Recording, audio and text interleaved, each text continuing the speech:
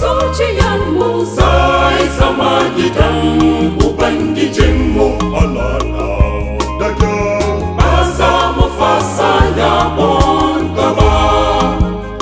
Ya Allah, ba za mu fasa yabon ka ba.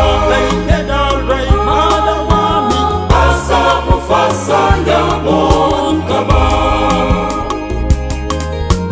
Mun gode ya Allah, mun gode domin mun gode ya Allah, mun gode domin abin da ka yi mana yana da kyau ba kamar sa. Mun kawo baikonmu ka karba da kake mun ka gudanmu ka karba da kake